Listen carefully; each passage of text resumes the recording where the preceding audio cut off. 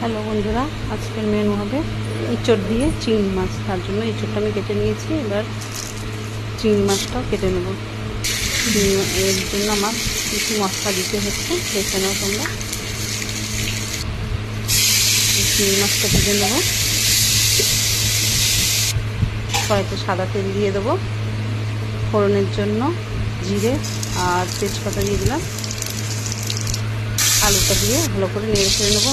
নুন আর হলুদটা দিয়ে দেবো। ভালো করে ভেজে নিয়ে টমেটোটা দিয়ে দেবো। এবার মশলাটাও দিয়ে দিলাম। এবার এটাকে আমি কষতে দেবো। ঢাকা দিয়ে রাখবো। 10 মিনিট পরে ফিরে আসলাম। নেড়ে ফেলে নেবো ভালো করে। এবার আমি সেদ্ধ করা এঁচড়গুলো দিয়ে দিলাম। ভালো করে নিয়ে আবার ভালো করে নেড়ে নেবো।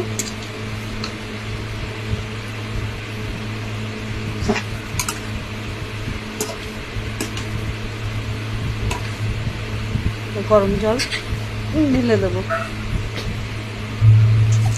ফুটে আসলে চিংড়ি মাছগুলো ছেড়ে দেবো।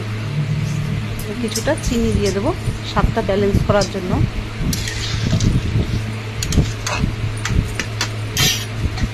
এবার ঢেকে দেবো। 10 মিনিট পরে ফিরে আসলাম।